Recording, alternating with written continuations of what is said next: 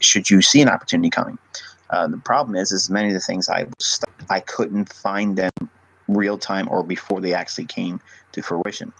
So as I refined my trading model and specifically dealt with institutional order flow and price action, then suddenly it was like the veil was lifted and I had blinders removed from my eyes. Then I could see setups that made very specific formations, and they had specific criteria that I can really define and make it very objective about how I trade, which is what I was looking for as a trader when I first started. But when I first started, I was looking at indicators thinking that was going to be the answer. And you probably, if you're listening, you probably have had that same feeling. Like you want to feel informed, you want to feel like you know what you're looking for, but because you don't, and it's normal for you not to know what that is when you first start trading, even for some that waffle for the first couple of years and they still can't find the rhythm, they will sometimes look to an indicator to give them a reason to do something, and because they just need to be told something outside of their own ability to decide. And sometimes you'll see that the indicator will lead you to a setup, and most of the time it really doesn't. And it's because most of your trades are linked to a mathematically derived indicator. When we look at setups, we're looking at specifically finding unique characteristics that repeat themselves over and over again in price action, because there are generic characteristics and traits in price action that repeat over and over again. They're not limited to any one of these specific time frames. So when we look for specific setups, we're going to find a setup that we individually as a trader like the most, the one that we can see easily. And you're going to see that while some of them overlap, some of them won't overlap, but they still will give you an opportunity to be in the marketplace in the right direction. So a trend trader, that's one model that a trader can be using all my concepts with. You're going to be trading only in the direction of the monthly and weekly charts. So in other words, if the monthly and weekly are indicating it's going to be a bearish marketplace, you're going to only be trading short and holding on to these positions for a great deal of time. If it's bullish on the monthly and the weekly chart, obviously you're going to look for buy signals and you're going to hold them for a great deal of time. That is the nature of trend trading. And again, I am not a long-term position trader, so while I tried that early on in my career, it didn't fit me and it didn't tickle my fancy, so I'm a short-term trader. Now, swing trader, which I've done a lot in my early days, but because I found that it was more of an allure for me to be in the marketplace more than just a couple times a month. A swing trader, the daily intermediate term price action. And you're going to see there's a lot of setups that require you to sit on your hands and wait. But when they form and you position yourself in them, they offer stellar rewards. I mean, they just go on and on, and the payouts are amazing. But again, it requires a great deal of patience. So I can tell you as your mentor, I just don't have a lot of patience for swing trading on the daily chart. It just takes too much time to wait for the setups and for the trades to pan out. I want my money to have velocity. In other words, I want to be able to put my money at work, let it do its thing, get my return, and then compound that returned rate and my base equity and put it back to work again into something that gives me more velocity. So when I say these things, I'm not trying to talk to those individuals that are comfortable trading on a monthly chart or a weekly chart. I'm trying to tell you that me personally, what I found about myself as a trader, my defined setups are on a lower time frame than the daily chart. So it requires a little bit more dynamic study and time in front of the charts. But that's what my unique model is. I that approach to trading. You, again, may not be set up psychologically or emotionally prepared to trade like that. And there's nothing wrong with that. So don't think that I'm trying to force you into a specific trading model or a mode of trading. You're going to discover that as we go through these 12 months. Also, you're going to learn, this is how I started, as a contrarian trader. Okay, now it doesn't always mean that being contrarian is the right way to go about it. And it doesn't mean that not being a contrarian is the right way always as well. There's going to be times when to be a contrarian trader is optimal. And what you're basically doing is you're trading reversal patterns at market extremes. So when the market's really gone a great distance higher, and it's been moving higher for a long period of time, eventually it's going to hit a specific level or a significant level, I should say. Usually, and typically it's on a higher time frame. It will create reversal patterns. Now, it doesn't mean the market's going to reverse and create a top there. It can, and sometimes it will, but you can still trade reversal patterns at extreme moves, or what would be referred to as capitulation, where the market just moves extremely, that last bit of burst higher, if it's been bullish, or that quick sudden drop, with a great deal of magnitude going lower, and it usually makes the low of the move. Generally, sometimes you're going to see that there will be times where you want to be contrarian and see that move as a blow-off move, and it's the end of the move, and you can probably catch some really good setups in the form of a reversal pattern. But it doesn't always have to require capitulation. It could be on a short term, where if you watch the daily chart, we may go above a previous month's high, and that may be a really good selling scenario to sell short, but not forever, but it's still an opportunity to trade with. And then for short-term trading, which again, that's what I excel in, You're trading the weekly ranges, and you're holding for typically about 1 to 5 days in duration. And then obviously setups that are found for the day traders model, where you're trading intraday swing trading with exits by 2 p.m. New York time. Now, when we look at this, this is the actual broad brush idea of everything that I do as a trader, everything I've done as a trader, how I excelled from using long-term higher time frame charts down to what we're seeing here in number 5 and number 4 in respective terms of time frame selection, 4 hour or less. That's where I excel at. And then my setups are day trading in nature. Now, again, because I have a universal application and I have experience doing all these types of trading, just because I don't elect to trade on a monthly or weekly or daily all the time, what I'm actually telling you is I can do that, but because of my appetite for more action and because I want to put my money at work faster, get a rate of return, and put it back to work again, so I can turn it and capitalize on velocity, turning my money over and over and over again quicker, I have adopted the mindset that that's my goal, that's my pursuit. So therefore, to do that more efficiently and expediently, it's going to be in the form of day trading or in short-term trading. Do not let me convince you or try to talk you into that's the best way to go, because it's not. It's not for everyone. So you can still compound your money exceedingly well trading on a. Believe me, it's not about the setups or the time frame. It's about your unique alignment with the setups and the time frame that meets the happy medium for you as a trader. Because all of us have a family, all of us have real world tug of wars that take place. Some of us have spouses that require a lot of our time. Some of us are in high maintenance relationships. Some of us are in codependent relationships. Some of you are not in a relationship. Okay, some of you are doing things that are going to be a barrier to you doing a lot of trading or a lot of studying, and it's going to require you to do a lot more research and action in those higher time frame monthly and weekly charts and daily. But if I were to counsel you and you were going to listen to me, I would suggest you start in the daily chart. Even if you're going to know in your heart of hearts that you're going to try to be a day trader, start with the daily chart, because the daily chart is going to be a really good bellwether. It's just the one that will give you everything you need to know with a lot of the higher time frame reference points, and it also give you the direction he looks for. And I always ask him by way of email, tell me how to get in, where to buy, and how do I know the day's going to be up or down? Well, you find out on the daily chart. That tells you everything there. And once you go through this teaching and the next teaching, you'll see how easy the daily bias is. Really, it's not that hard. But the problem is trusting it. That's the hard part. Let's take a look at a monthly chart, okay? And the monthly chart, its premise or its influence in your analysis is it's the long-term price action reference for the largest price action swings in trading. Now, trading setups that take a great deal of time like this, they form in a time frame that most people can't bring themselves to trade. But when they unfold, these setups that you see on a monthly chart, they tend to unfold over a period of many months. They don't just happen like little blips on a 5-minute or 1-minute chart. They just go on and on and on. Now, due to the length of time this chart requires to present setup, trading in the direction of most recent setup can yield the lowest risk with the highest reward conditions. Now, what I mean by that is when you have the directional bias or trend, I'll say with quotation marks, if you can see where the market's going to most likely for a sell or a buy, because it's a monthly chart, it's time frame, it gives us a great deal of time to still capture moves in that same directional bias or in that trend direction. Now, swings that form on a monthly chart, obviously, they can be several hundreds of pips, and it's going to require a long period of time to unfold. But let's take a look at a sample size of price action on a monthly chart here. Now, obviously, we just turn our charts on, we look at this is what's recently happened here, and all of a sudden, the very next month, we see that. Okay, we weren't watching price closely. This particular market was unclear to us at the time, but right away now we know that there's somebody in marketplace moving price around. Okay, go back to the very first teaching in this mentorship where I tell you to look for markets that want to show a strong willingness to move away from a particular level. Now, prior to that down move, we saw about 600 pips or so in range, and then finally the market broke down on a monthly basis. So each one of these candles represents a month's worth of data. And eventually the market takes a greater deal of magnitude lower. It surges lower. And again, take a look at this would be, and obviously this is the Euro USD. The move from 59.50, we'll call it, all the way down to, let's just say 24.50. Okay, that's a lot of pips. A lot of pips. Now, when you see this, it's rather shocking when you view it in terms of how many pips are available, and it takes you 3 months to cover that much distance, or a little bit, well, 4 months to cover it really. So in 4 months, the euro dollar trades a couple thousand pips. Okay.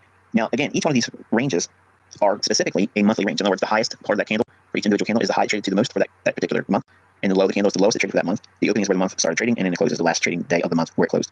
In these individual monthly candles, there are a plethora of setups. Think about what you have there. You roughly have about 20 trading days without holidays included, things of that nature, non-farm paper, which we don't trade. But we'll just say roughly it's about 20 trading days per one of these candles. So every one of these bars represents 20 potential trading. Now, inside of those daily candles, okay, if we break them down, okay, there are individual setups as well.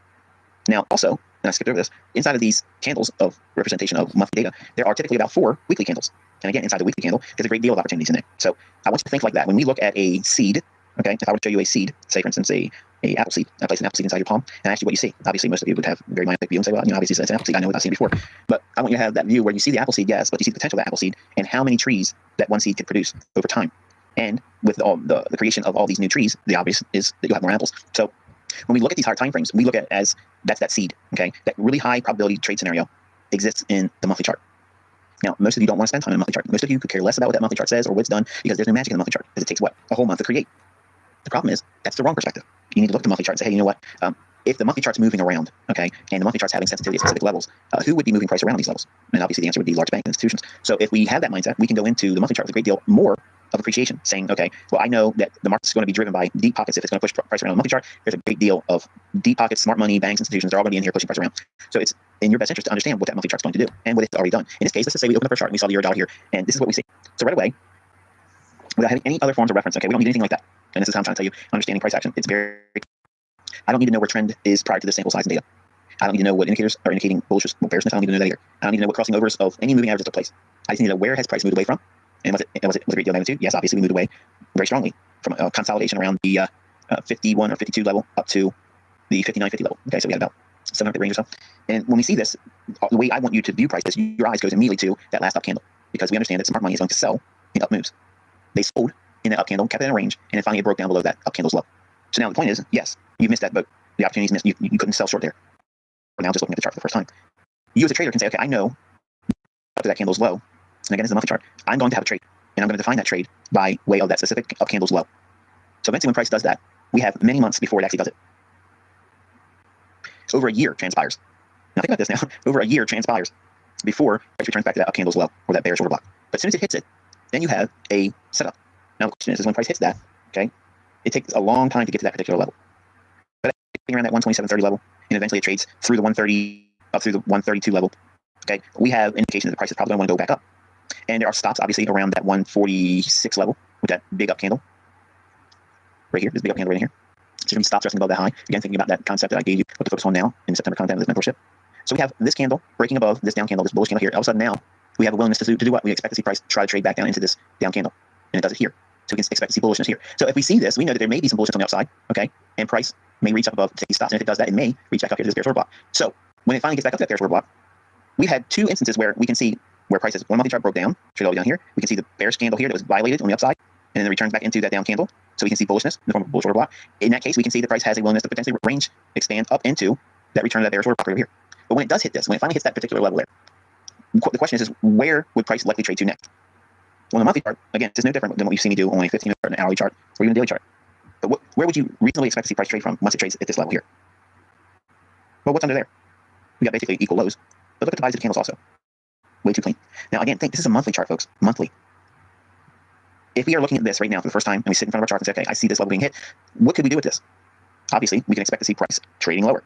But why? Why lower? Below those lows is going to be what? Sell stops. Now, the question is this. Who in their right mind would have sell stops below that low? And the answer to your question is large funds. Large funds. Long-term trend following funds will have stop loss orders right below that low. They will leave stops in for a very, very long time. And they have lots of money in play. So when the market trades at that basically that 50-80 level, and it goes lower and expands lower, it's rushing down to get to those stops that are residing below the 122 level. And look at that last candle before it blows out the lows here. All these lows in here, that last candle, when it hits it, look what it does. It explodes to run out those particular stops. Now again, I want to remind you that this is a monthly chart. So if we see this, and we can outline where the market may reach up into, which took a trade duration of 6 months to unfold, but it took over 13 months to set up. It took 13 months for this, basically the trade up, to get back to an area where we would see a setup form on the monthly chart. But then once the formation comes into fruition, look how many months it takes to unfold. We got 1, 2, 3, 4, 5, 6 candles for 6 months. Look how much acceleration there is. It's half the time. Half the time it took for this chart to unfold and set up the setup, and then half the time, or basically 6 months, to get down to these stops. In this setup, okay, I'm going to ask you a question. What type of trader are you? When price was hitting that 50.75 to 50.80 level, or thereabouts, what type of trader would you be there? When price is most likely going to come down and clear out those stops, you have several opportunities to choose from. You can be a possession trader and be short around that 150.80 level, 151, and look for a move all the way down to the 122s. Now think about that. That's an enormous amount of time and potential range. Could you take that trade? Do you have the wherewithal to hold on to it? Personally, I couldn't hold that.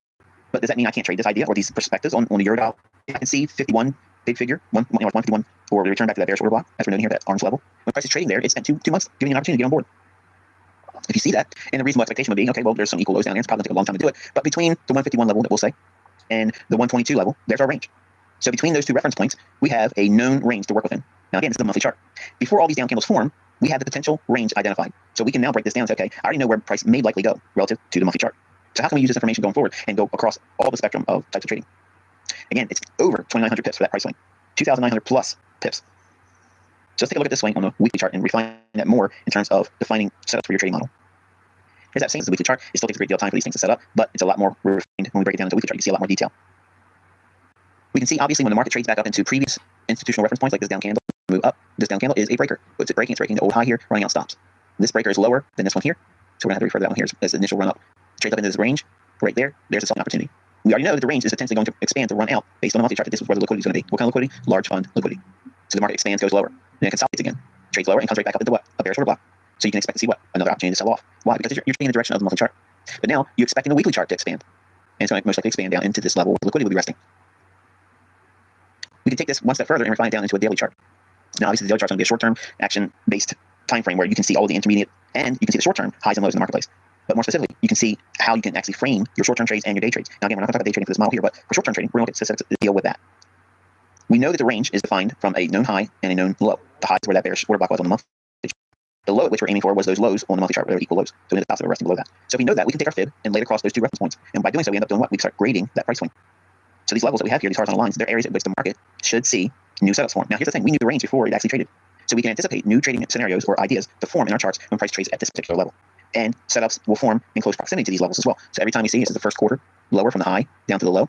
So this is 25% of that range. We see a setup in here. Okay, market trades lower. We go into equilibrium. The market does what? It trades lower, comes right back to equilibrium, expands again, comes back one more time, returns into the range, sells off again. Market sells off, comes back up, fills in a void, sells off again one more time, and closes the terminus of the move. Now think, all these things that we've been teaching so far, they're repeating themselves. But the thing is, this was all outlined on the monthly chart. But the trading ideas are refined further by breaking down the monthly chart into a weekly chart, and the weekly chart breaking that down into a daily chart. Now, as a pattern trader or a setup seeking trader, like you all are, there's several things that we do in the ICT camp. We look for optimal trade entries, which is a simple return back into a known range. And that's the only indicator-based idea I like to use. And it's based on fib and returning into a known open range. The other ones are obviously order blocks. And then there's stop runs, which we classically call the turtle soup, which is a false breakout, which is what you're seeing here. Every instance we see on this chart, there's a short-term high here. Now think inside shaded area until it ultimately hits the 2175 level or so. We're going to be bearish on the marketplace. We look for what? The marketplace on the daily chart to seek liquidity above old highs. Why would they want to do that? The market's traded lower. The short-term high, relatively equal to this one here. There's going to be buy stops resting above that short-term high. They run above it and then explodes lower. Okay? We have a short-term high here. Market trades above it and then explodes lower. I want you to notice every single time the market takes out a short-term high just by a little bit and then quickly accelerates on the downside. Why is that taking place? Form of a buy stop. Think about if you're short, how do you protect your position? You put buy stop above a recent high. And then typically what will happen is the market will come back and knock you out and you'll start cussing, or the market will move away in your favor and you can look for another point at which you will lower that stop loss, protecting and locking in profit. Well, as we look for these opportunities in the form of false breaks above a high with the idea on a higher time frame chart that indicates that price may go lower. So this is like a holy grail setup where it's absolutely barn burner. You get in there and you look for a short-term high to be likely on a daily chart. Look how many times it does it in the scope of all these many days. Which it does it. It's close to those grades that we did on the overall total price swing that we expect to see. It does it here. We have it here. We have it here. We don't see it in here, but if we go into a lower time frame, you will see it. And then we see another one in here as well. So when we look at price, okay, if you are looking to trade only stop runs, okay, you first have to know why the stop run would be necessary or why it would be influential in terms of price action. And you get that from the higher time frame like we showed you with the monthly chart. You hold on to that bias until clearly you're shown that you're wrong. In other words, this thing could easily turn around here and start trading all the way up and start getting violently bullish. And that would have to obviously make you change gears or at least put pause on the notion you expect to see the euro dollar trade lower. But until it does that, or it hits the terminus, or whether we ultimately think the price is going to go, we stay with that mindset. We stick with it. So if you're not a stop run setup trader, in other words, you can't see turtle soups if you don't have the ability to trust that or know that what you're selling into, okay, is a high probability scenario where it's going to see an explosion in the higher time frame direction, in this case down. There's other things you can trade. And they come in the way of breakers and bearish order blocks. Now, obviously, the whole move starts back here with that monthly bearish order block that it trades up into. But look what it does. It comes in the formation of a turtle soup or a false break or run above equal highs, taking out the buy stops. And then what happens? The market switches quickly. Okay. Then we had that previous turtle soup here. But now look, say you can't see the turtle soup. No problem. There's absolutely no problem. This down candle in here, right before the move up above the short term, that down candle is a breaker. And you'll learn about that in this mentorship. But as price is trading in here and trades back up into the breaker, you can now expect to see price trade lower. And it does that. We have another breaker in here, down candle right before the move. It takes out a previous high. So you can't see the turtle soup here. No problem. See it in hindsight. The market's already moved down here. When it trades back up into that breaker, you can go short. Well, what about if you are an optimal trader? You pull the fib from this high down to this low, you'll get a 7 concentration lower here, optimal trade, you get short. Okay. Then you have another breaker here. You have a down candle right before this move above the short-term high. Okay. When price trades back up to here, you get short at that breaker, sell off. What about this one here? This is a bearish order block. Last up candle right before this down move, returns to that level, sell it short. And there it is. What you're doing is you're using the higher time frame and you're using your defined setup for your model. If you're a trader that's focusing on being short, you need to identify what pattern you want to be looking for. It could be one or two, but it's important to know one. You only need one good pattern. And I only have really technically 3. I trade inside of a range. Okay, where I'm pulling back into an exposed range, okay, or if it's bullish and it rallies up, I'm waiting for the pullback, closing that range, and then I'm going to buy it again. Or I'm selling at a bearish order block, or I'm selling short into a run above a previous high for sell stops. And I'm only taking 3 setups. There's only really 3 setups that I trade. I'm trading inside the range. If there's nothing that I can see as a violation above an old high or below old low, I'm selling above a previous high if I'm bearish, or I'm selling a previous bearish order block if I don't believe it's necessary to go up for those stops. And you'll learn when those conditions are there because I know what you're thinking. That's the thing I need to know, ICT. That's the one. Because if it's me trading back to a bearish order block, but it could potentially be a turtle soup, how do I know which one? You're going to learn that. But I got to give it to you in pieces at a time.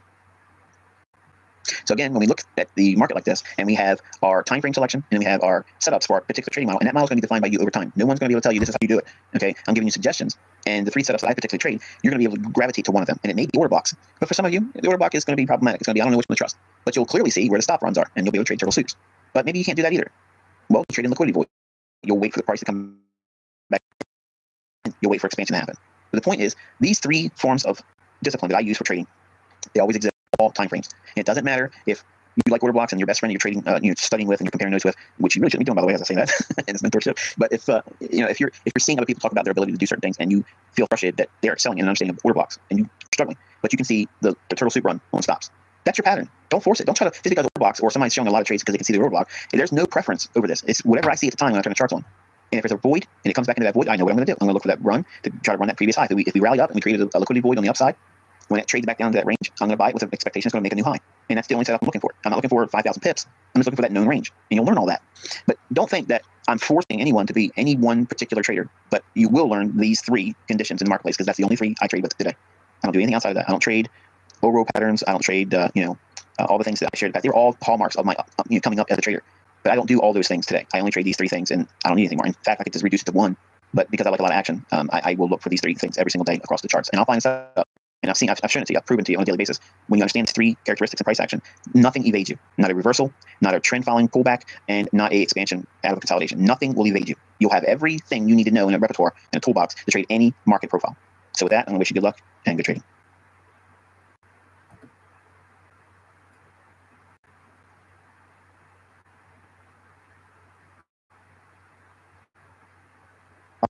Old highs in here, runs above it, sell off. Old high here, runs above it, sell off. And we also have bearish.